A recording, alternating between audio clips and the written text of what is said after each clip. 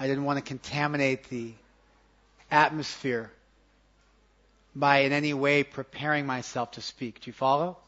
I felt somehow or other doing that would be willing for Maharaj not to speak. And so I didn't prepare. Not only I didn't prepare, but somehow, by the grace of Krishna, I didn't even have a desire to speak. I like to speak about Krishna. I feel very close to Krishna when I get a chance to speak about spiritual topics. But I didn't even want to speak. I just wanted to hear from Maharaj. So then Gauranga Prabhu gave me the order today to speak, and he said that no one in Chowpatty wants to speak today.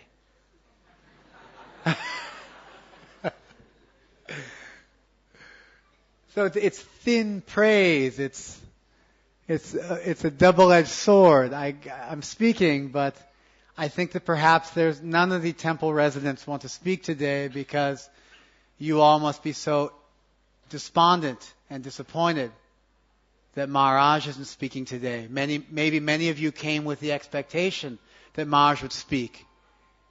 And although my skin is white like Maharaj's, the similarities end there.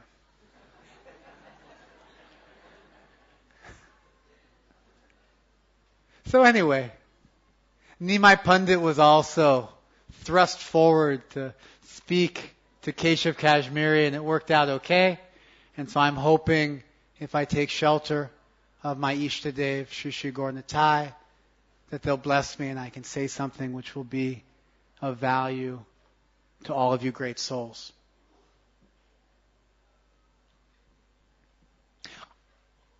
Also, Gauranga Prabhu told me, just tell him your life story. And I've got an interesting life story. It works for a lecture, but I've never told my life story in a public lecture before. I'm going to do it today, first time. 25 years, I'm going to do it today. Haribol. We'll see if it's Haribol or not.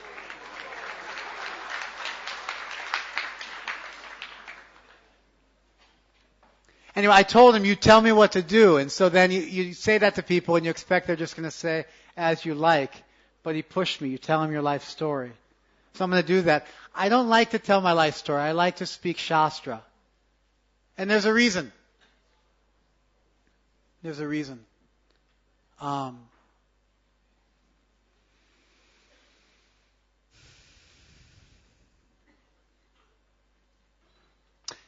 There's an idea in Christianity. It's called salvation sola fide. Salvation only by faith, and sola scriptura, only by scripture. You must have met some Christian zealot at some point in your life, and they talk from the Bible, right? They have faith in the Bible. The thing is that if you have faith in a book, it means you have faith in the person who wrote the book. You follow? So if you look at Jesus' life,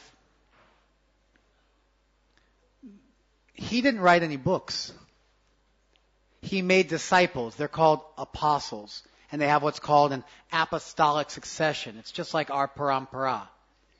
And 10 generations went by, about 350 years before the Bible came into full existence. So if you have faith in the Bible, then you have faith in 10 generations of disciples who pass that information on. Do you follow? There's no way to separate your faith in a book from your faith in the person who wrote the book and pass that knowledge on. It's actually impossible. So what happens is, at various places and times in the world, somebody has an experience of God. And they share that with somebody else. And the other person finds it compelling. And so they pay it the highest of all possible honors. They call it truth. And they adopt it as their own worldview. Do you understand? Somebody has an experience of God. Whether it's Vyasadeva or Muhammad, it doesn't make a difference. Somebody, somewhere, at some time, has an experience of God, and they share it with at least one person, in whatever medium they use. And that person agrees with it, and makes it their own worldview. And you have the birth of a tradition, and a parampara.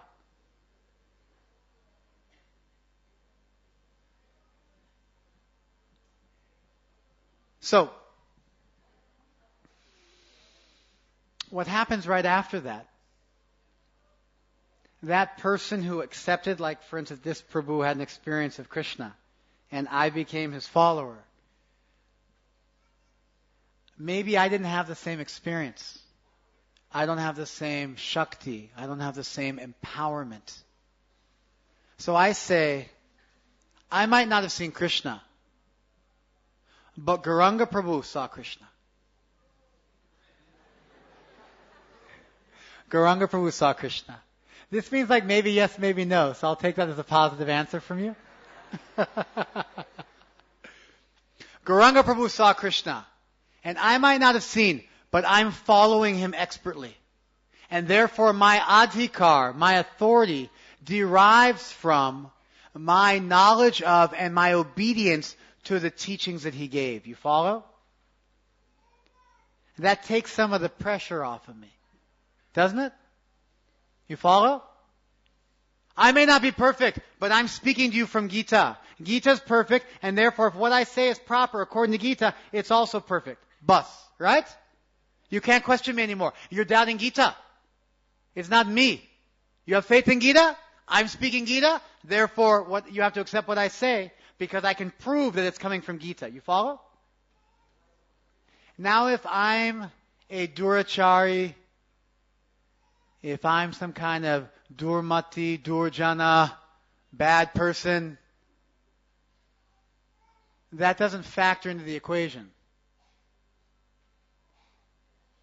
But if you tell your life story, you don't have that crutch. You follow? You have to actually tell your life story, and you stand on your own realization. You don't have that crutch. That's why I like to speak from Shastra. You see, with somebody like Radhanath Maharaj, who is part of my Guru Varga, that Maharaj is, of course, a big Pandit, a very learned Pandit. But Maharaj is such a wonderful Vaishnava that his very being is his adhikar. You follow? Anyway, so I'm going to speak something from Shastra. And what we're going to do is we're going to talk about faith. But before we do that, we're going to say something from the Gita. This is like a trick if you want to wow your friends, if you want to impress them. I think in about 15 minutes, I can teach you guys the most important instruction of the Gita. So if you have a discussion with somebody and you could say to them, what's the Gita about? And if they tell you, you can immediately judge whether they're right or wrong. And in fact, you'll be able to tell them what the essence of the Gita is, what the most important instruction of the Gita is, and 100% they'll accept it. I've told this to thousands of people at this point. Tens of thousands of people. I've never once had an objection that lasted more than a couple of minutes. And I think it'll take me, if you guys pay attention, I think we can do this in about 15 minutes. Raise your hand if that sounds interesting to you. All right. I'm going to take that as maybe you just raise your hand to make me feel better, but I'm going to run with that. I'm going to take some encouragement from that. Krishna says at the end of the Gita, and that gives you some indication that it's important, because at the end you'll say the most important thing. And so Krishna says, towards the end of the Gita, he says, Guhyat guhyataram maya vimrishat tadasheshena yata ichasi tata kuru, right? Krishna says, I've instructed you guhyat guhyataram, things which are more secret than the secret. Guhyat means than the secret. Gu. And guhya, means secret, but it's used in Sanskrit the same way we might use the English word advanced. If you have an advanced degree in physics, there is a smaller pool of people in the world who have access to the knowledge you have. You follow? So when something is advanced, it's also more secret, more privileged. Right? And then Krishna says, so I've told you, guhyat guhyataram maya. And so, what is it? What's the beginning? What's the first word of the verse? Huh? We're playing Stump the Pundit now?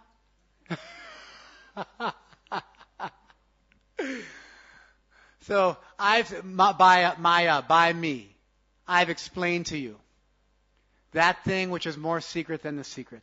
Vimrisha etad. Vimrisha etat. Asheshena. Completely contemplate this and deliberate on this.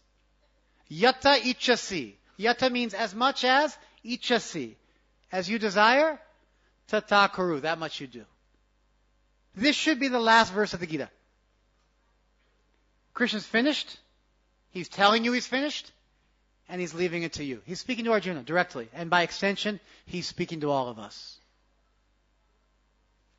Yata ichasi tata kuru. As much as you like, that much you do. But that's not the last verse of the Gita. Something comes after it. Why would Krishna, after leaving it to Arjuna, continue speaking? And then Krishna says, Sarva guhyata mambuyaha. Sarva guhyata mambuyaha. Sarva guhyatama. He says guhyat guhyatara previously. Now it's guhyatama. Tama, suffix in Sanskrit, is the superlative. It means the greatest. Sarva, of all, guhyat, of all, the greatest of all secrets. Sarva guhyatamam. Buyaha, again. And that makes you wonder, why is he saying again? We'll come back to that. Sarva guhyatamam buyaha. The greatest of all secrets again. Shrinume. Listen to me. This is in the imperative in Sanskrit. Krishna's ordering Arjuna, listen to me. He doesn't do this. He speaks in the optative. You should do this. You can do this. Here he says, listen to me. Shrinume. Paramam vachaha. My supreme instruction. Highest instruction. Paramam vachaha. My supreme statement. Ishta asime. You are so dear to me. Ishta asime. Because you are so dear to me. Tato vakshami. Therefore I'm speaking. Therefore I'm speaking. Krishna occasionally says this. Dadami. I'm giving this. Vahami. I am carrying you. Nashayami. I'm destroying it for you. Very occasionally he uses this first person. I'm doing it myself. Tato vakshami. I'm speaking this because you're so dear to me. Now, he's talking to Arjuna, but by extension, who else is he talking to? He's talking to you, every one of you, and me too. Ishta asime dridhamiti. Dridham. You're so much dear to me. So firmly dear to me. So greatly dear to me. Tato vakshami. Tehitam. I'm speaking this for your benefit. Tehita. For your benefit. I don't think it's possible in the Sanskrit language to give a more emphatic endorsement than what Krishna says. He speaks in the most strong terms possible in the language. The greatest secret, my supreme instruction, because I love you so much. That's really, if you want to translate into English, Ishta asime dridham, you have to say, because I love you so very, very much. I'm going to say it one more time. Buyaha. One more time for your benefit. Now, what question should be on all of our minds right about now? There's a natural question, if you've been listening to me, that should be in your mind right now. And so as a non-rhetorical question, Somebody from in the audience there, not you, because you laughed, so I know you know the answer. And nobody in Saffron, what should we be wondering right about now? What's he say, right? If somebody says to you, I'm going to tell you something, it's the greatest thing ever, it's because I'm so madly in love with you. I'm doing this for you. I'm going to tell you one more time, it's my supreme instruction. Please listen to me. You almost get the feeling that Arjuna is like a child going out to school, to college, to IIT, to live away from his family. And his parents are there. They spent almost 2 decades raising their child, giving their love, everything. And their child's walking out there, they say, well, I've told you everything I can tell you. It's up to you now what you want to do, son. You go become an engineer, big businessman. You join the Hare Krishna movement. It's out of my hands.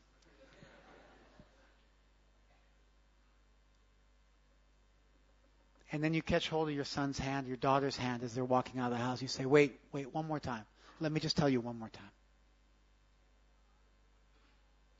Yashoda, when Krishna goes out to herd the cows, she stops him 10 times. She ties Narasimha Kavachas on his arm.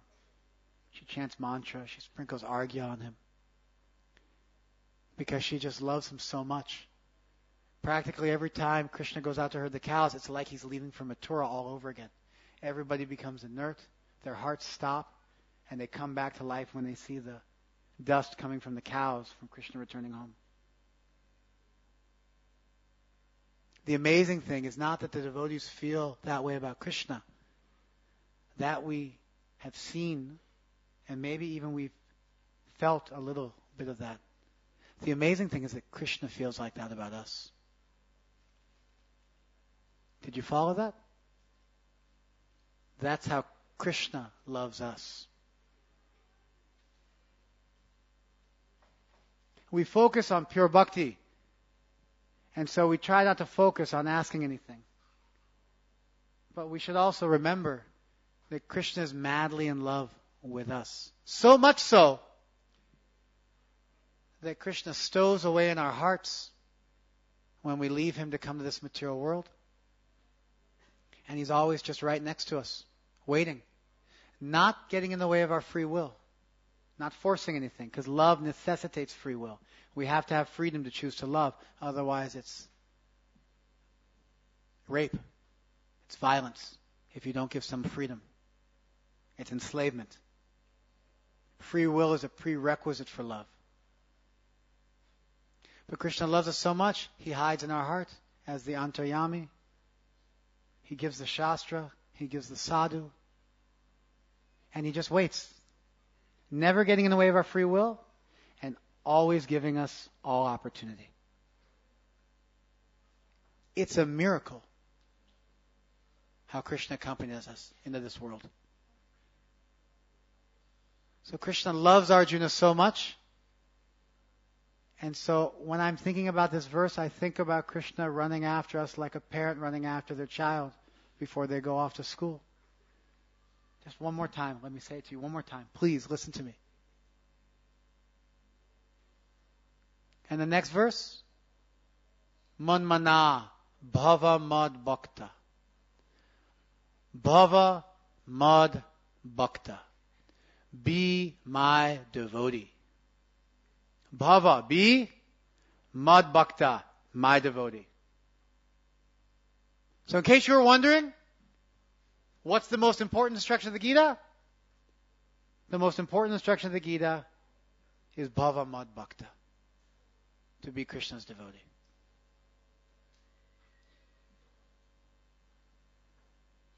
Easy, right? You almost wonder how anybody could have missed this for the last several thousand years. You wonder why people would say it's this or it's that. People say maybe it's karma, it's gyan. I mean, before we get to this, which is spoken of in the superlative, we have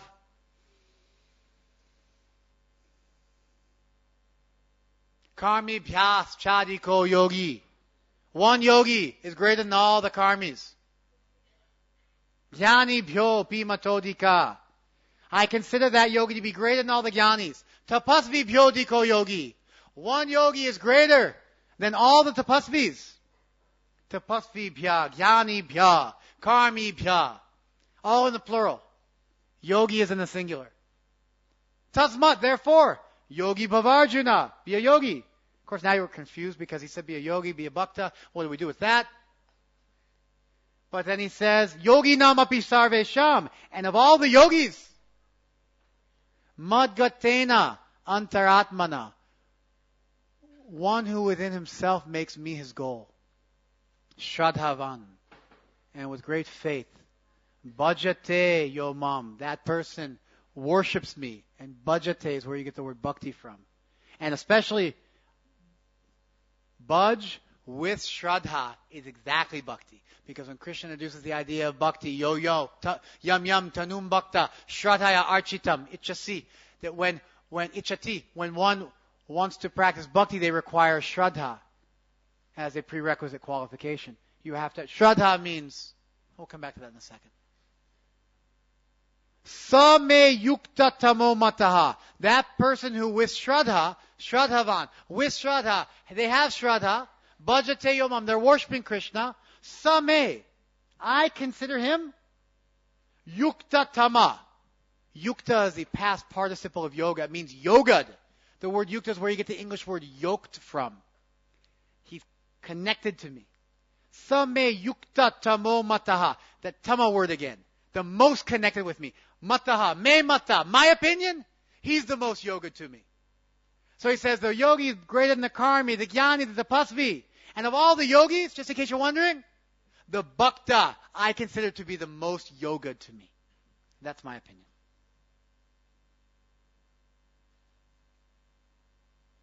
This is an open secret in the Gita. Anybody who says the Gita teaches something else is just plain wrong.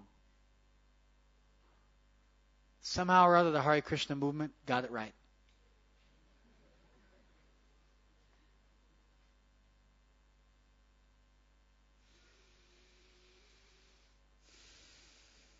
Now that word bhuyaha, again, bhuyaha can mean other things. It can mean further, so many other things. But bhuyaha primarily means again.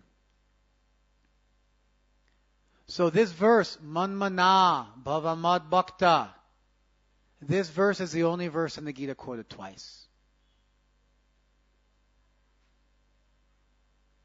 3 lines of the 4 lines are quoted twice, and the 4th line is the same. The 4th pada is the same. It means the same thing. Some other verse in the Gita, the first 2 lines are there, but you have 3 lines in this one that are the same. And where do you find that? Our teachers told us where to find this. Half a millennia ago, our teachers found this. They told us. They said that this verse is locked in the middle of the Gita like you might hide a treasure in the middle of a book. So if someone opens a few pages, they won't find it. The Gita's 18 chapters. The last verse of the 9th chapter, Manmana Bhava Madbhakta. Hidden in the exact center of the text. And so when Krishna says, I'm telling it to you one more time, he actually means it. It's the most important instruction of the Gita. It's the one that's mentioned twice in exactly the same language. The superlatives and the emphatic trappings of this verse, that's the greatest, supreme, are unlike any other instruction of the Gita. And that other place it's hidden is right in the middle of the text. It's almost mystical. How could anybody have missed it? Or how could our teachers have found it? And how grateful we are that they preserved that knowledge and gave it to us the way they'd received it. What a beautiful thing. All right, that's about 15 minutes. Give or take a couple minutes. Do you guys feel like that you now know the most important instruction of the Gita? You should learn these verses. And then you can carry that with you wherever you go. And if you ever have occasion, you can explain it to somebody. And without any judgment, you can just honestly understand if somebody understands Gita or not. It's a very easy litmus test. It's a very easy way to know.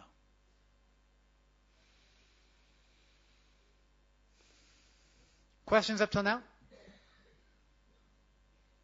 Yes? Yeah, that's the next part. Questions on what I've spoken so far? I've got lots more to say. I never run out of stuff to say. I mean, fingers crossed. Radha Gopinath, please don't let me run out of things to say just yet. I've got lots more to say. I like to break things up. Any more questions on what's been spoken thus far?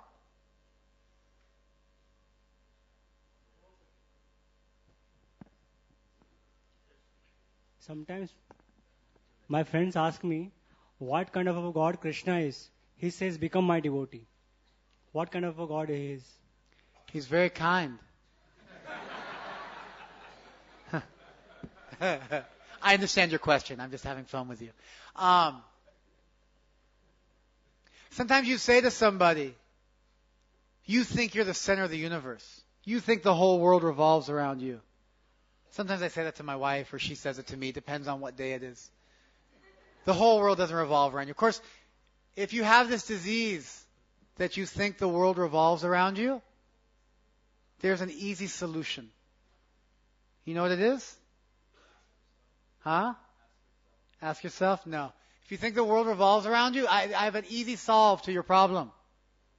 Guaranteed solution. It will cure you of this disease automatically. You know what it is? Get married.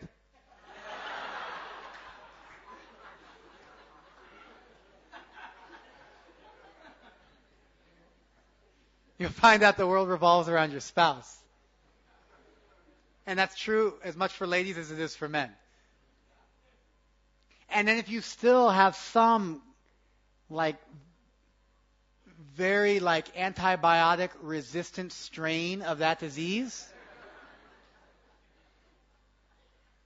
of thinking the world revolves around you, and you're actually impervious to the cure of marriage, which is it's a panacea, it's penicillin, but if somehow or other you've developed a tolerance to that and it doesn't work, I have another guaranteed surefire solution.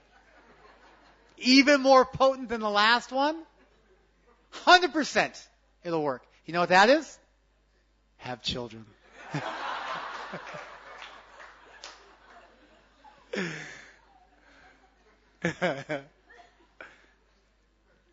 Of course, my wife and I had 5 children together. So I really needed to learn this lesson, you can imagine. My kids and wife are listening on the radio to this lecture.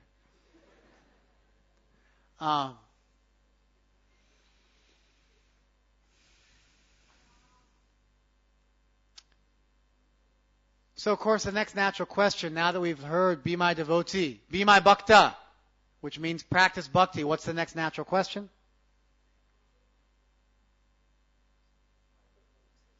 What is bhakti? How do I practice it? Where do I get it? You follow? And I think that's an important question. There's something called a plausibility structure. Sometimes in a culture, something becomes so ingrained in the culture, nobody ever asks, what do you mean when you say bhakti? They just all assume it's our language, we know it. And then what happens is you lose your ability to actually answer that question. If you want to know if you know what something is, try and teach it to a child. Because a child doesn't have the same plausibility structures as you do. They don't have the same kind of automatic cultural reference. They ask questions you don't ask. You get into a group think with people.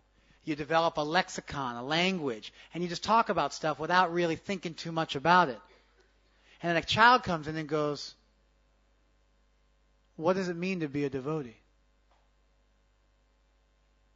What is bhakti?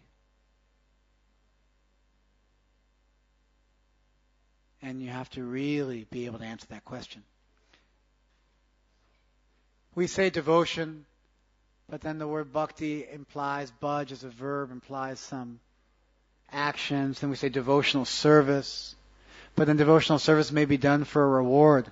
So if I come to the temple because I heard that they have really nice prasad, so I say I want to be a brahmachari, sign me up. I'll tell you a story.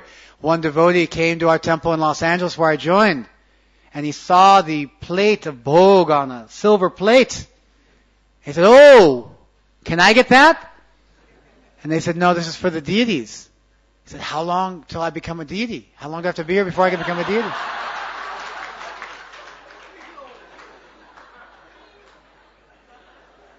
I thought you'd like that.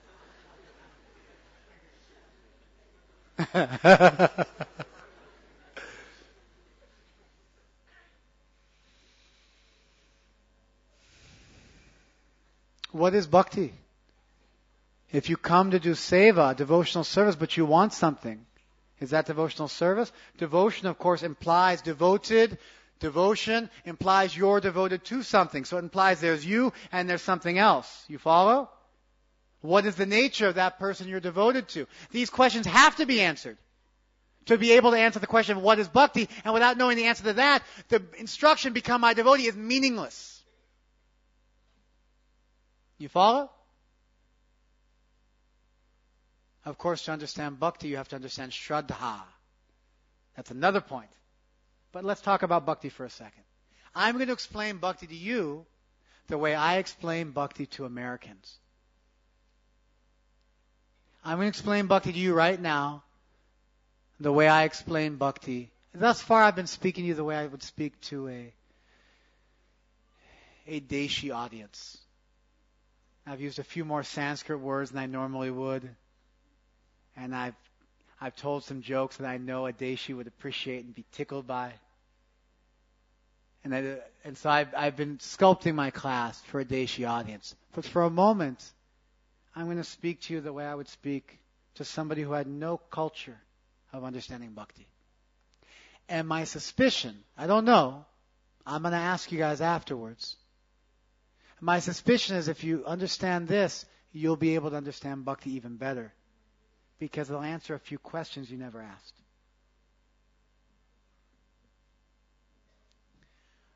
Bhakti is a way of relating to God. And sometimes I even say bhakti is a way of relating to your Creator.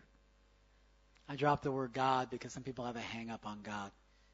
I'm going to get to your question in a second. Don't worry about it. I haven't forgotten. Bhakti is a way of relating to God. I'll just answer your question now. I did forget, but I saw your smiling face again and I remembered. You say to somebody, you think you're the center of the world. Krishna actually is the center of the world. He is the root of the tree of the universe. So by Krishna telling us to surrender to Him, to love Him, He's speaking about what's in our best interest. It'd be like if I told you take care of yourself.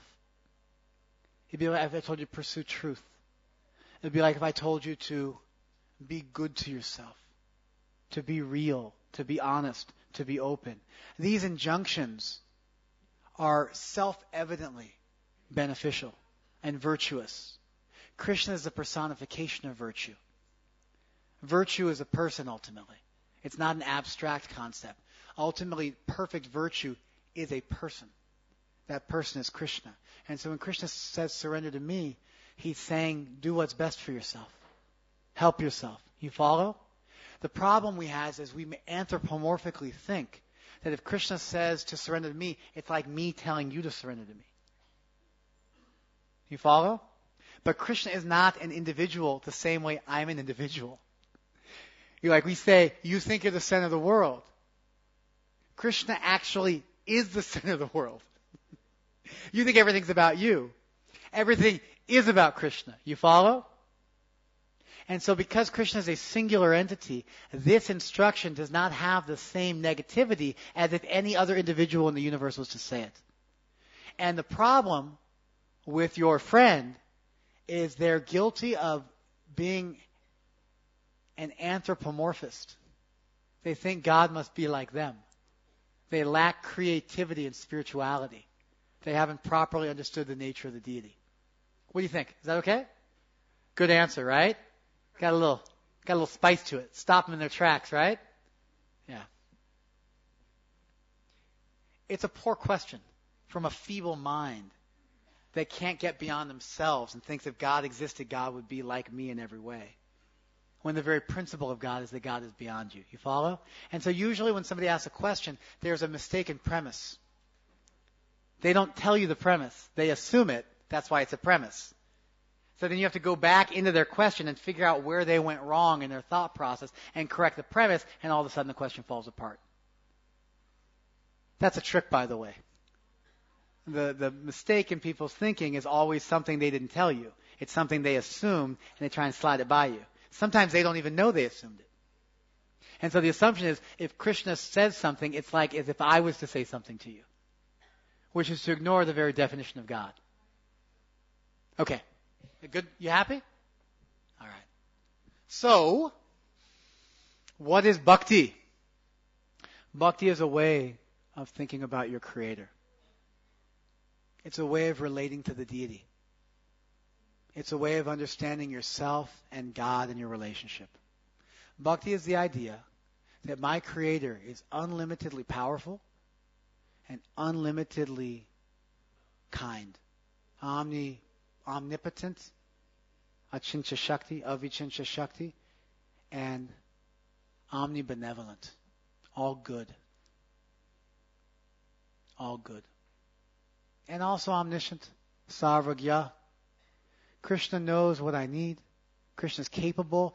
Have you ever heard somebody say, the universe is trying to tell me something? Have you ever heard that before? Has that not made its way to India yet? The universe is trying to tell me something. It's a euphemism. It's a way of talking about something without actually acknowledging what you're talking about. If the universe is trying to tell you something, it means that the universe has will, you follow, and power, and is concerned about your welfare, and is capable of sculpting your life in such a way as to help you. What does that sound a lot like? That's God. But you write universe with a capital U, and you don't have to acknowledge that that's what you're talking about. So bhakti is a way of thinking about the Creator. That it's not so much about what I do to achieve perfection. Perfection is my birthright. Perfection is natural. Perfection is about how kind Krishna is, more than about how wonderful I am. And so what I really need to do is I need to let go and I need to let God.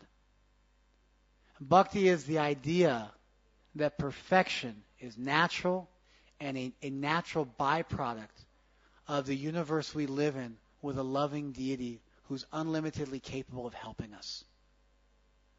And in that situation where you feel protected by and nourished by and confident in your perfection, not because of your own strength, because of the strength of your other, because of the strength of your Creator, then what's left to do?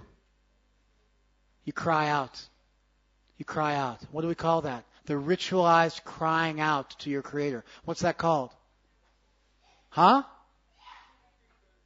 That's called kirtan. Yeah. Harinam. Kirtan. Yes, very good. Perfect.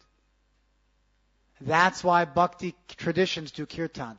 Kirtan has been the possession of the Vaishnavas for millennia. Shaivas and Shaktas, they have folk songs. But the idea of kirtan is sadhana. The idea of kirtan is your life. The idea of kirtan is the main anga of your relationship with God. That's the Vaishnava's property. It's in our literature. I've studied all the Shaiva literature. It's not in there. It's not in there. There's music. There's songs. But there's not the absolute focus on kirtan as the essence of your relationship with God. And so a bhakti tradition, anywhere in the world. By the way, one of the beautiful things about bhakti is it's cross-cultural. You could be a Christian and have bhakti. You could be a Jew and have bhakti. But it doesn't mean that anybody who is in those traditions, they have to have this understanding. That God is all-powerful, all-merciful, all-knowing, interested in my salvation, ready to help me at every step, involved in my life. And all I need to do is be open to that and cry out and let that happen.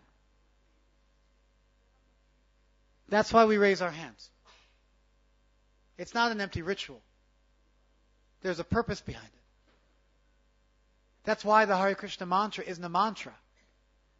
It's Harinam, It's not a mantra. Mantras have different declensions of words and grammatical structures. There has to be chaturthi vibhakti. There has to be the dative case. Krishnaya, Govindaya, Gopijana Vallabhaya, Narayanaya. None of that is there in the Hare Krishna mantra. It's just the names of Krishna. In the vocative case. Saptami vibhakti, crying out. It's the way you cry out to somebody who's in a long distance away from you. It's the equivalent of saying, "Hey, Krishna! Here I am, Krishna!" Prabhupada one time was asked to translate the Maha Mantra. He said, it means, "Oh my friend, oh my friend." You're crying out. Bhakti and kirtan go together like a hand and a glove. Our ritual is all centered around kirtan. We do the kirtan together as a group. And in this group, the faith of all the Vaishnavas mixes together. And sometimes you feel so close to Krishna, it's almost like He's just right there. All your doubts evaporate. Everything makes sense. You have full faith, complete conviction. And it's almost like Krishna's just right there. Have you ever felt like that in kirtan? Raise your hand if you've ever felt like that in kirtan. One person? Come on. Some of you? A few? Nobody's raising their hand. One brahmachari came up to me afterwards. I wanted to raise my hand, but I didn't want to seem puffed up when I gave class yesterday. That's not because you're such a Vaishnav. It's because all the other Vaishnavas are so wonderful. And so if you can't answer yes to this question, it means you have no faith in the Vaishnavas. Because in kirtan, their faith becomes yours. It's not that you're special. That's not bhakti. That's why as prem rises, dainya rises. The feeling of dina rises simultaneously. You don't feel that you're so great. You're overwhelmed with Krishna's mercy. That's also the principle of bhakti. And so in kirtan, the faith of all the Vaishnavas coalesces and miracles happen. And then you take that miracle home and you chant japa all week long. And you try and make that miracle again. You try and imbibe that, keep it with you. You do it with others, you do it by yourself. You do it publicly, you do it privately. But in both cases, it's kirtan. In both cases, it's harinam. It doesn't change. That's our sadhana, it's our sadhya. The Hare Krishna mantra is Radharani's own tantra. It's her own mantra. It's her method of worship. Harinam is chanted in the spiritual world by the gopis. It's our sadhana, it's also our sadhya. It's both. How amazing is that? That's bhakti. So what is bhakti? It's a way of thinking about God. It's a way of relating to God. It's an ideal. It's a conception of the deity. And then a conception of yourself in relationship to that deity. It's a way of relating to God. It's a practice that you use. And it's a perfection that you aspire for.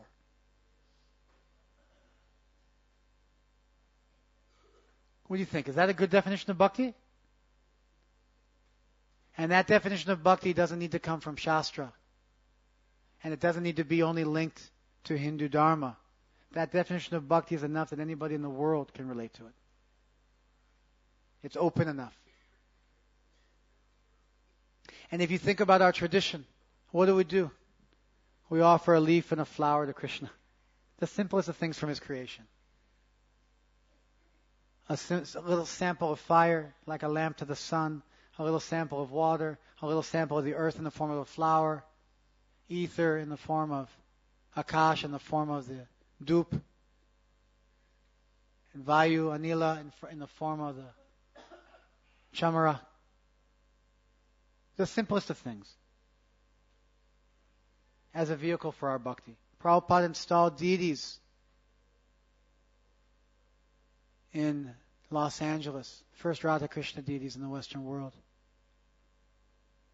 1970. And he gave a lecture. And at one point in the lecture, he looked at the deities. And he said, the real thing is bhakti. He was looking at the deities. He said, Krishna, what do I have? What do I have to give you? What is my power? It's nothing. I brought you this little thing. Please accept it. Prabhupada started crying on the tape. He was very reserved in public. He started crying. He broke up. He was teaching bhakti.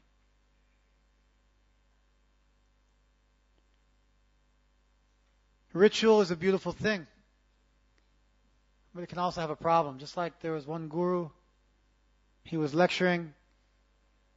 Some cat came and started making noise. We found a whole family of cats in the mandir in the garden just yesterday. We told the brahmacharis. They were like very excited. Nobody had seen them. Like 7 cats. They went into one of the mandirs, had the children. They said they might take them to the farm, the eco farm. I noticed the cats are being treated very nicely. The brahmacharis are picking up the cats. I told my kids, you can't touch the cats. They're muchi. And my kids, but brahmacharis pick up the cat. They know what to say. But I found out that Radhanath Maharaj said the cats might be some devotee coming back. So then I thought, okay, all the Vaishnavas are nice to the cats. Just in case they have to come back, they want to make sure everybody's nice to them too. Anyway, some cat was meowing. And so the guru had his disciple go and get a basket and put the cat in the basket and take it away. And the cat was running and the disciple was chasing the cat around the tree. And then they got rid of it and the guru continued with his pravachan under this beautiful banyan tree. Fast forward 1,000 years and 40 generations, and his disciples is giving a lecture, and he's about to start. And they go, oh, wait. He says, and his chief disciple comes out, and he brings a cat with a golden collar, and he walks it ceremonially around the tree 3 times, and puts it into a golden basket, and then he leaves, and he goes, okay, now I can start my pravachan. Immediately one of his shishas raises his hand, and the guru asks his chela, yes, what is it? And he says, why do we do that, Guruji? And he says, I don't know, but my guru did it. I don't know. That's bad ritual. You're doing something you have no idea why. Good ritual means the people who taught you the ritual, they knew what they were doing. You're doing arti. Aratri, Sanatana Goswami says. No nights. Aratri. You show the lamp to the deity. You show the lamp to illuminate your heart, to illuminate the darkness in your heart. You offer that lamp to Krishna. And you invite Krishna the same way you light a lamp outside your home, so that your beloved, when they come home, can see the house easily. They do the Rangoli in South India with the footprints headed towards the house. But that light is there, lighting a lamp to welcome Krishna. And of course you light that lamp and Krishna comes and you find he never left in the first place. You just couldn't see him. And as your heart becomes illuminated, Na shayami atma bhavasta agyana jam tamaha, the darkness born of ignorance that Krishna personally destroys. Jnana dipena bhashvata, with the glowing lamp of himself that's in your heart, atma bhavasta. And you realize Krishna's always been there. That's arti. When you light that lamp, that's what you're doing. For centuries, for millennia, our teachers have understood that, and they pass it down to us. So even you do it as a child, you don't know what you're doing. You grow up and you find out and you think, my God, what a beautiful ritual. So deep with meaning. No matter where I was. Just like sometimes in the West, on the anniversary of your wedding, you'll sit with your wife and talk with her. I don't know if you do that in India. On the anniversary of your marriage, you do that? Not so much, right? You guys are all so sadhu. You don't have any of these things. But no matter where you're at, you come together like that. And you go to a deep place. Good ritual takes you to a deep place. Kirtan takes you to a deep place. Japa can take you to a deep place. The arti can take you to a deep place. That's what the mandir is here for, to facilitate that. That exploration of your bhakti with the deity. So very simple worship. That's bhakti. There's not much to it. You cry out to Krishna, you offer a little sampling of things, and the main thing is bhakti. The main thing is your devotion, your feeling, your trust, your shraddha. Shrad means truth. Actually, they think it comes from the word satya, from sat. So shrad, dha, is placed. The dhatu dha means to place. So you place your trust. Where you place your trust is what you have shraddha in. A beautiful definition of shraddha. Shraddha is a prerequisite of bhakti. Shraddha shabdhe, bishwas, sudrita nischoy, Krishna bhakti hoila sarva karma krita hoy. Shraddha, the word shraddha is bishwas, which is kind of like cheating a little bit because bishwas and shraddha mean more or less the same thing. So it's kind of like takes from one, you know what I mean? Bishwas sudrita nischoy. Firm. Sudridha. Nischoy. Certain. Deliberate. Faith. That Krishna Bhakti Hoila. Where there's Krishna Bhakti, Sarva Karma Krita Hoy. Everything's done. For a devotee, I might want to be rich. I might want to be famous. I might want to be knowledgeable. I might want to be strong. But for a devotee, those things pale in comparison to a desire they have to please Krishna. They develop this trust. Let me just please Krishna this lifetime. Let me just give this lifetime to Krishna. Let me just cry out to Krishna. Let me just make Krishna smile. Prabhupada one time said, you make Krishna smile once your life is perfect.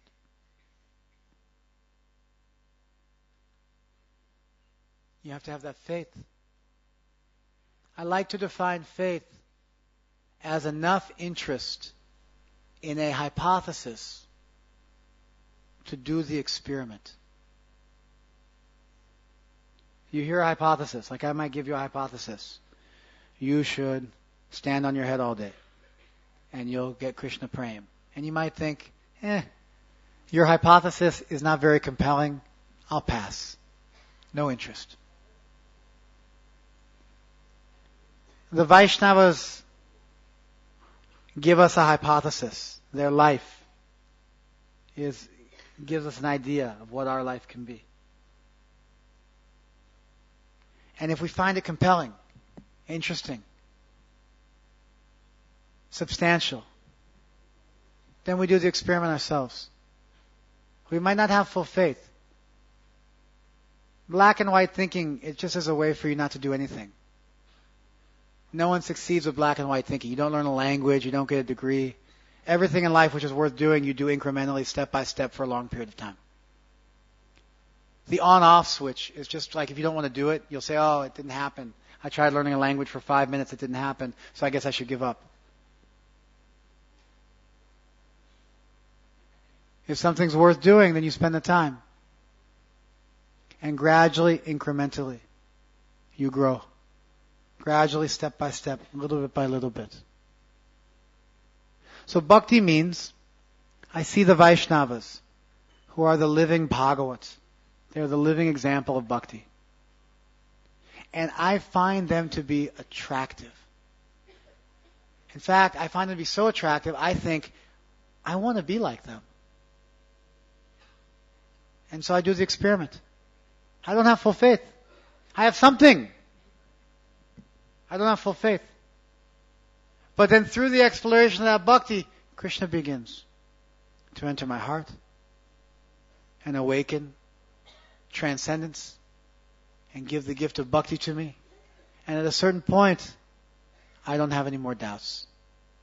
Just like when I drove to Pune 24 years ago or whatever it was, 23 years ago, it took us like 7 hours. But then Gauranga Prabhu told me, I'll get you there in 2.5 hours with my driver.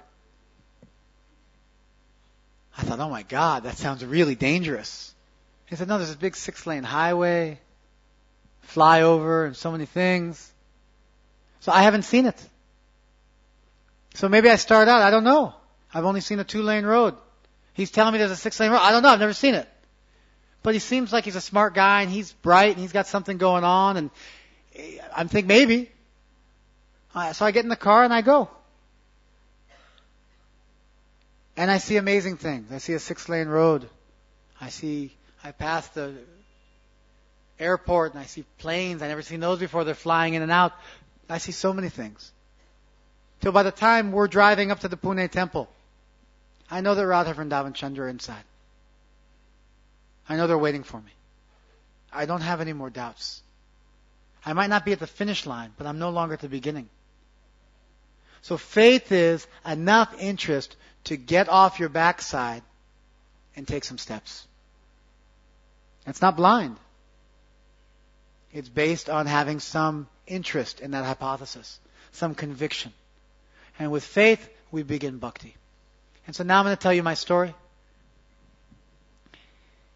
I just read this verse 2 days ago. Yesterday. Gopakumar in the Brihad Bhagavatamrita is preaching to one Brahmana. And he decides to tell him his own life story. And he says the reason he's going to do it is because of all forms of evidence for establishing the truth, experience from one's own life is the strongest. Thus when Gopakumar frankly reveals the events of his life, that Brahmana will be persuaded to the higher truth that Gopakumar has grasped. Now we're back to the beginning again. Remember when I said Shastra is a crutch? Shastra is a crutch. So I started with Shastra. That's easy for me because I studied Shastra. I can make a compelling case. Then in the middle I used some logic. That was my explanation of bhakti. I didn't use Shastra for that. I just used some logic. I tried to explain bhakti in a logical way, not depending on the crutch of Shastra, but depending on some tattva vichar, some logic, some way of explaining things that made sense, that was reasonable. And now I'm going to tell my own story. Of course, I don't want to tell my own story because now I have no crutch. I also don't want to be a cheater. I can only tell you what I've grasped. I can only tell you what's mine. I can't pretend, otherwise now I'm a cheater. I don't want to do that. I wouldn't want to cheat the Vaishnavas. So I can just tell you my own story for what it's worth. Krishnadas Kaviraj tells us his own story in Chaitanya Charitamrita. Because if he doesn't tell us his own story, no one will believe it. It's too wonderful. If Gopakumar doesn't tell us his own story, nobody will believe it. Radhanath Maharaj told his own story. Because it's so beautiful. Everybody found themselves in that story. So many thousands of people found their own life in that story. Because what he went through was universal. He became an everyman. Everybody could relate to it. So anyway.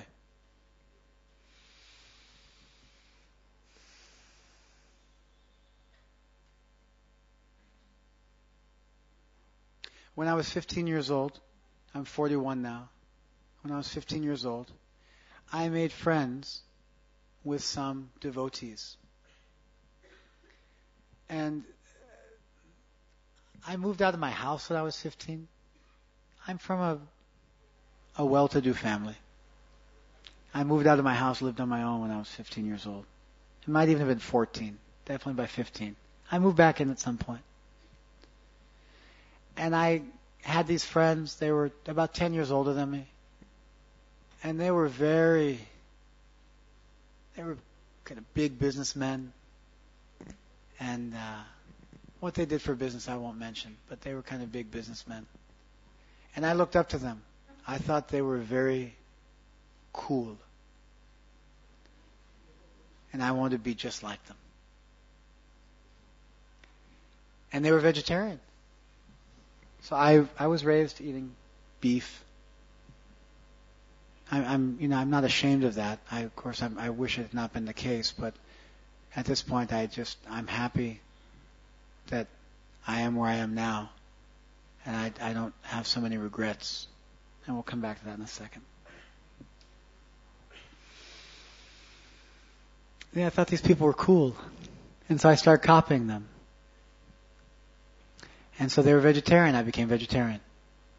And they went to the Hare Krishna temple. So I went with them. And my first day I came in the Hare Krishna temple. Some brahmachari was there.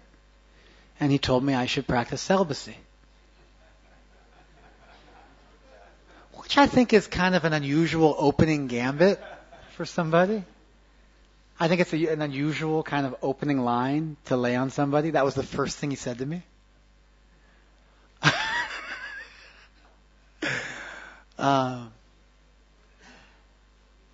He got married shortly thereafter. Which is telling.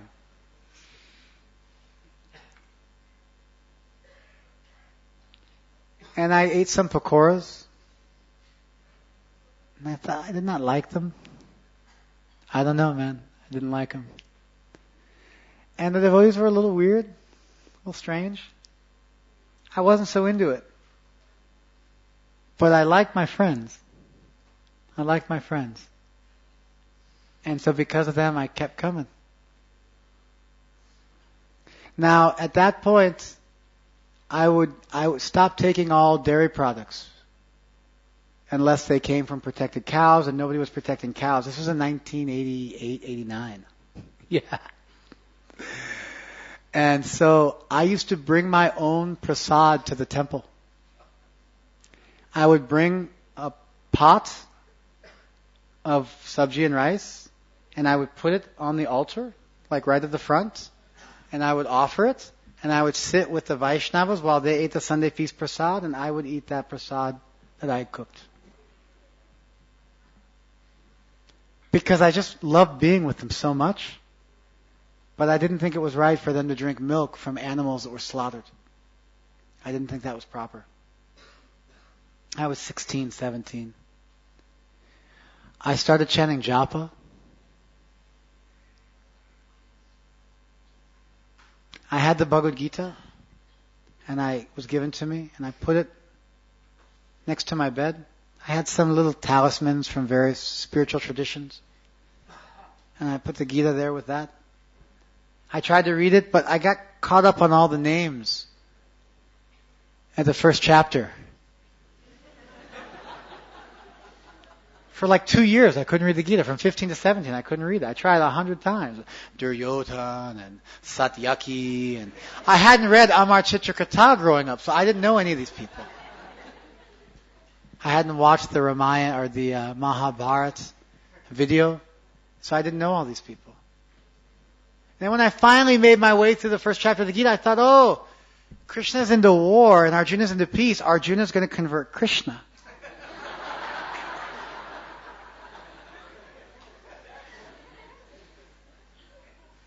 I actually thought that. That shows you how I had no background. And when I saw Narasimha and Hiranyakashipu, I thought, why is Krishna so ugly in this picture? He's fighting as this big demon, but he isn't his normal blue color? You know? Because Hiranyakashipu. Because I was used to seeing Krishna in a human form, so I didn't know Narasimha was Krishna. I thought Hiranyakashipu was Krishna. I thought this artist is not very good. Then when I saw that picture of Gopal sitting on the rock, that real beautiful picture, it's an old kind of Brijbasi print that ISKCON did, it's its own way. I thought that was a girl. I was wondering, why do they have blue girls? What's with the blue girls at the temple? I came to the temple, I couldn't even see the deities. I just saw a bunch of color. I didn't know what was going on there. I just kind of, months I came. I didn't even know there were deities on the altar. Just something was up there.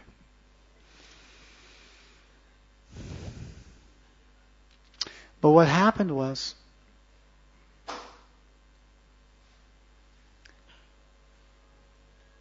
I fell in love with the devotees. I read in the 13th chapter of the Gita about all the things which constitute knowledge in this world.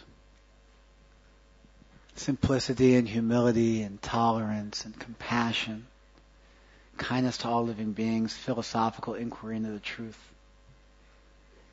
And I thought to myself, Nobody in the world has these qualities. That's what I thought. I was cynical at the age of 16 when I read that. No one in the world has these qualities. And then at some point I had a eureka moment, an epiphany, an aha moment where it all made sense. And I realized, wait a second. These people, the Hare Krishna devotees, they have these qualities more than anybody else I've ever met. And not just the Mahants, not just like one or two sadhus, all of them have these qualities. Young and old, big and small, they've all got these qualities. And I'm dedicated to truth. And here I'm finding in these people more truth than I've ever seen anywhere else. And not just one person, but a whole community. It's Prabhupada's blessing that he created Vaishnavas. Prabhupada was so potent that he had to preach. And to preach, you have to teach people to take Vaishnava association. But there were no Vaishnavas. So he made a bunch of Vaishnavas so we could get Vaishnava association. He was like a magician, a miracle worker. And that community of those Vaishnavas gave me faith. I thought, I want to do what they're doing. I want to be like them. I want what they have. I'm going to do what they do. So I started going to Mangalarti every day, at least 4 or 5 days a week. My first time at Mangalarti, I used to have a motorcycle. And India does not have good motorcycles. I've researched it. They don't have good motorcycles. Not like the West. I'm sure in 10 years you'll have better motorcycles. But we had big motorcycles. I'm sure somewhere in Mumbai you can get. But at least like Vrindavan, Mayapur, Calcutta, you don't see them. But we had 750s and 1100s that could go, 300 kilometers an hour. Serious motorcycles.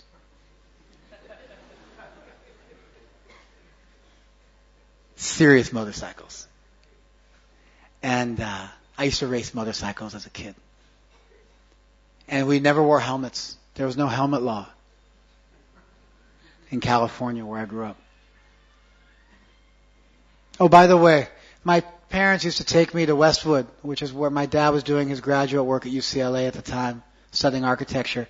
And they used to take me to Westwood. And they told me I would always make them stop when I was a little kid and watch the Harinam party. The Vaishnavas would go out on Harinam in the mid-70s. Prabhupada's disciples. Huge busloads of them. And somehow as a little kid I liked watching them. I don't remember it. Only from my parents I know. But at the age of 2, 3 years old I used to like watching them so much. So Samagyata Sukriti was there. Anyway, I left the Sunday feast and I put on my motorcycle boots to jump on my motorcycle to go home. And then I remember I'd forgotten to offer my obeisance to Prabhupada when I left the temple. So I ran back in to offer my obeisance to Prabhupada, ran all the way through the front of the temple. Prabhupada was up here. The doors are back there. So I ran all the way up in the middle of the Sunday feast and I realized I hadn't taken my boots off. Nobody said anything to me. I just jumped up and ran out mortified. And so I thought to myself, as my prayaschita, I'll go to Mangalarti tomorrow.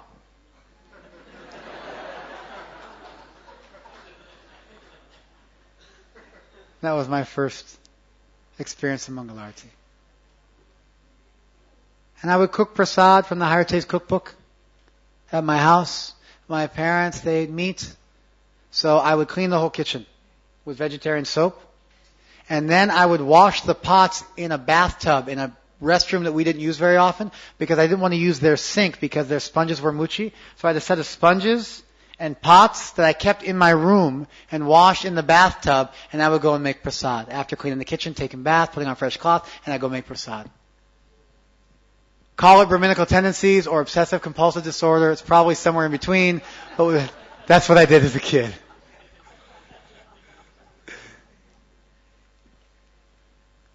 And my life went on like that. And I was so happy. And I was a center of a big group of friends. And they would all come to the temple with me. Because I would go, so they would come with me. And life was good. Life was great. And I was involved in some black market trading. We can leave it at that. As a kid, that was my business. And I was making at least $100,000 a year by the time I was 16 years old. And that was back in the 80s. That's a significant amount of money. And that's how much I'd save. I spent a bunch more, but that's like what I would save per year. I was doing quite well for myself. Anyway, then Lokanath Maharaj came to town. My Diksha Guru, Srila Lokanath Maharaj. And he was the guru of those guys that I looked up to. They weren't initiated. They weren't initiated. They were 10 years older than me, but they were attached to him. They were attached to him. And so I just followed them. Okay, he's my guru too. It's okay to copy. It's not okay to follow like that for your whole life blindly. But as a child, that's what you do. Now my faith in my Guru Maharaj is my own. Now we have our own relationship, independent of those other individuals. Some of them fell away, some of them stayed. One of them, 5 years ago, 20 years after I got initiated, I performed his yajna for his initiation. And now he lives at our temple, and we work together. He was my Vartman Pradarshika Guru and my Shiksha Guru. He taught me how to chant japa. He taught me how to cook. He taught me how to offer food. Everything he taught me. And then 20 years later, I had the good fortune of being his priest at his yajna. He was initiated and he lives in our temple now. And we still serve together. Amazing, huh? What an amazing thing.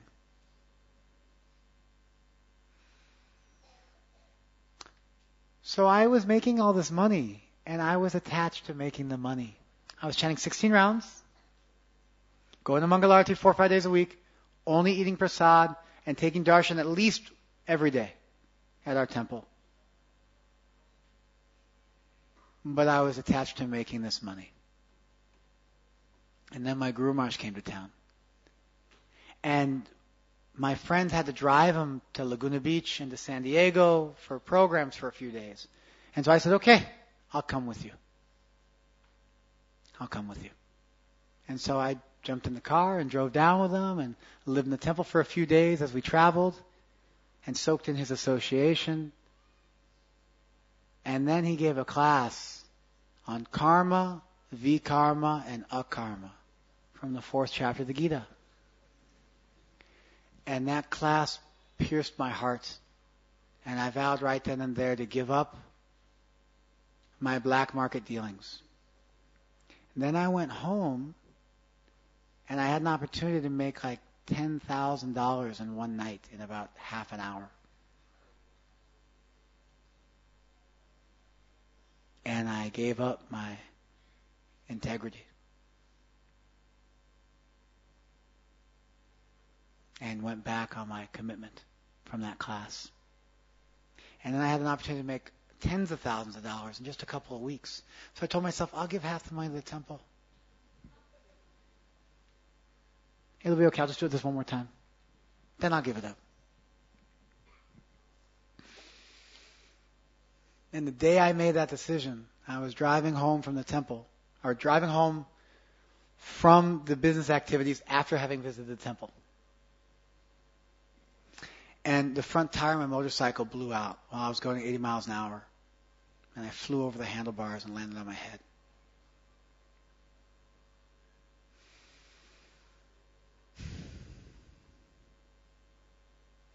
I was going to go to Mangalarti the next day. I chanted 16 rounds. I'd prepared nice prasad I was carrying with me in my jacket. I was going to go home, take nice snan, take a little prasad, take rest, and make it to Mangalarti the next day. And I was screaming home on my motorcycle. And my front tire blew out. And I flew over the handlebars. And time stopped.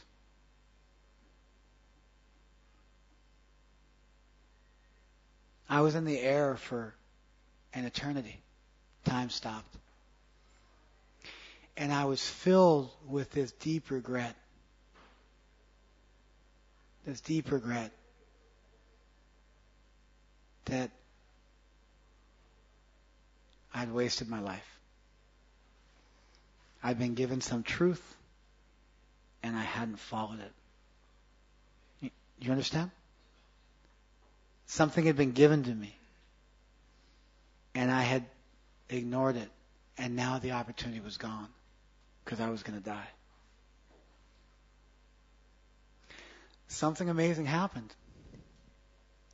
I didn't wear a helmet.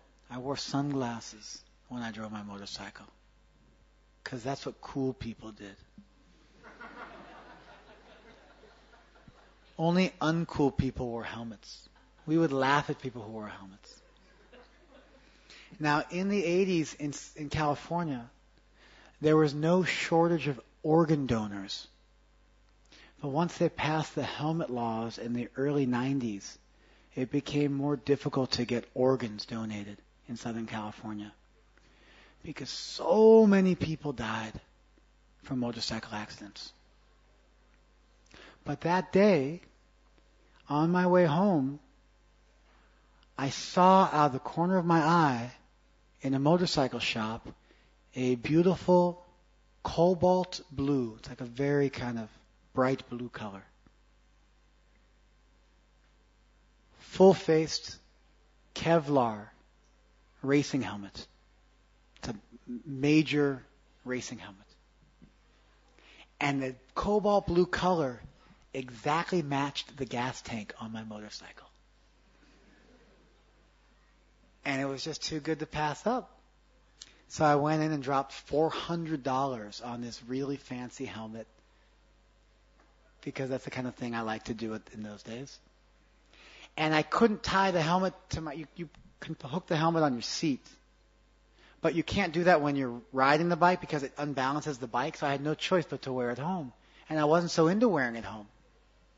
I wasn't into wearing it home because I thought it looked so stupid. I didn't want to wear it, but I had no choice because there's no other way for me to get home. So I was just going to take it home and put it on my shelf. And if they ever passed the helmet laws, I would have a helmet to wear. The first time and the last time I ever wore a motorcycle helmet in my life. I landed on my head and I cracked the helmet in half. And 100% I would have died if I had been wearing it.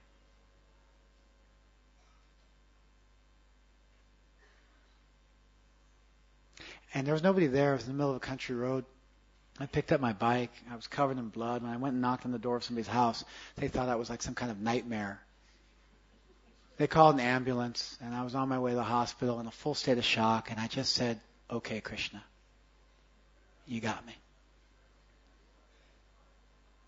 I didn't listen. You're telling me again. I'll do it. Even then, I was still not pure. Not that I'm pure now, but I said, "Okay, Krishna, just make sure I'm not too injured, and I'll join the temple." Because I'm on my way to the hospital. So I did a little bargaining there. Anyway, I broke my collarbone, and I got all tore up. I still have scars on my body from this accident. But I wasn't too injured. And I joined the temple. The rest is history. 2 days after I got out of the hospital, I went down to the Hare Krishna restaurant, the Govinda's restaurant in L.A., take a little prasad, and an acquaintance of mine came racing up on a motorcycle. Gurukul boy. And I said, "Hey man, be careful. Be careful. I just got in an accident." And he said, he did a big wheelie and sped off. And 2 hours later, he got hit by a car and died. Just 2 days after me. And I really saw that was me. That was where I was headed. But Krishna kept me in his hand, helped me, gave me another choice. I wasn't listening. He spoke a little louder. And I joined the temple, and I'll finish with this.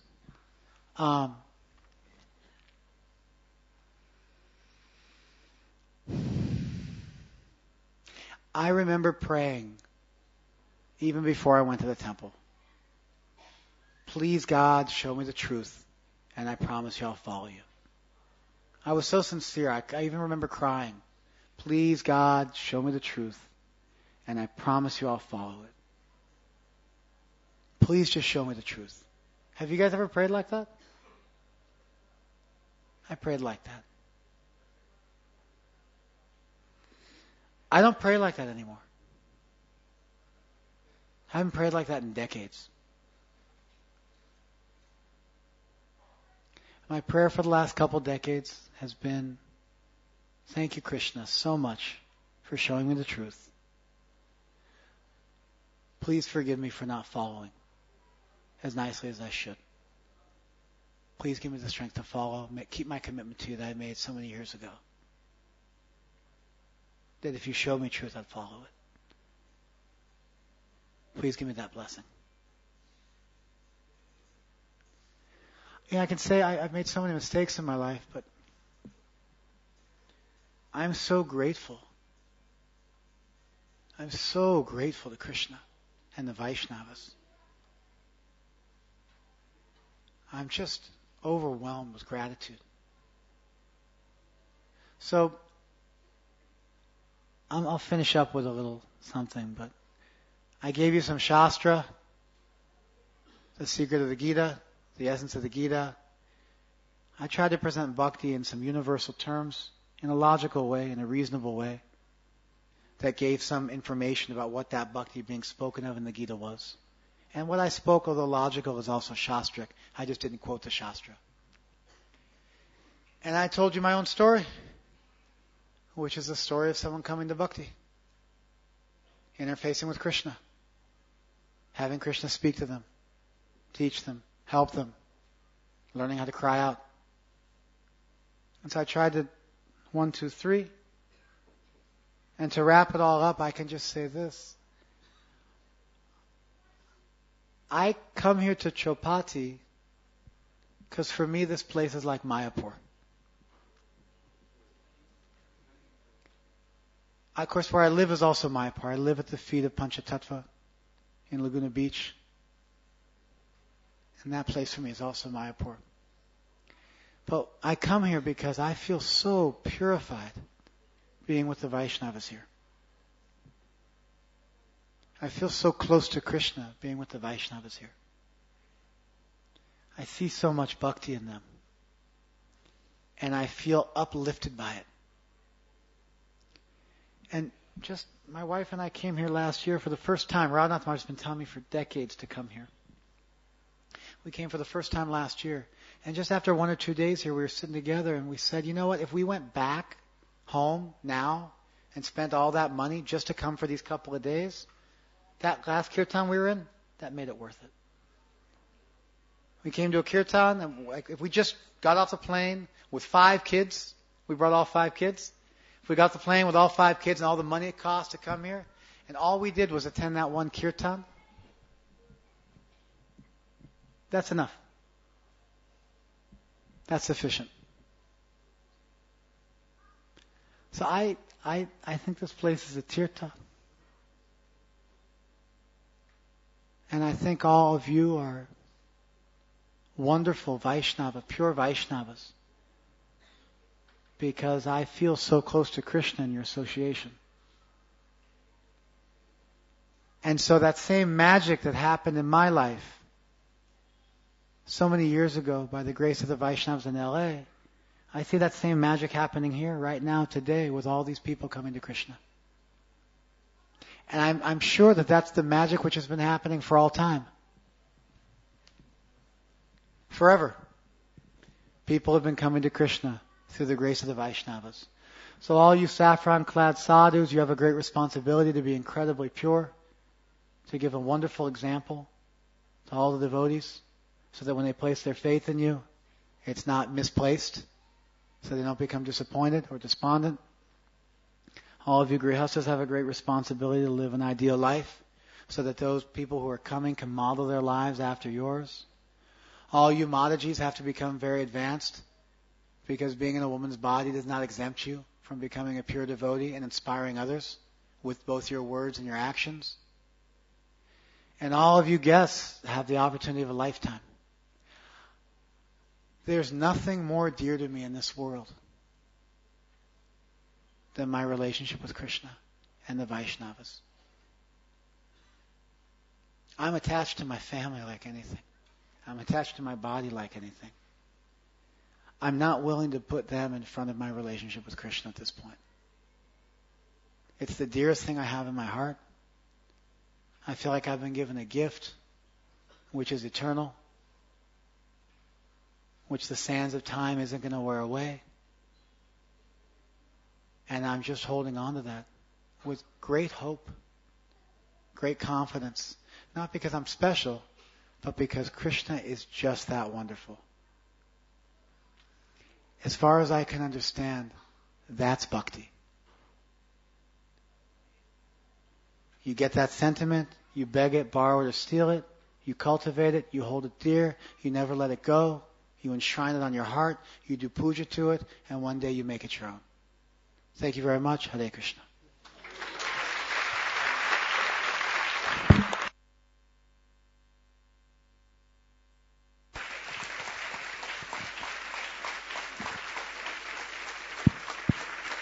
Hare Krishna.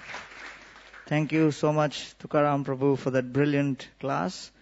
And we hope and pray that you keep coming here and inspiring and enlivening many of us. And there may be many who may have come on motorbikes today. So I'm sure this story will inspire many of those to start chanting Hare Krishna. So let us express our gratitude to Tukaram Prabhu by loudly chanting. Haribol, Haribol. Also, this evening from 6 o'clock 6:30 we are having a memorial service for Kirtida Mataji. So this is just a point of information for those who may have come in late today. So from 6:30 we are having a memorial for Kirtida Devi Dasi. So now we'll have Kirtan. Please rise. Hare Krishna.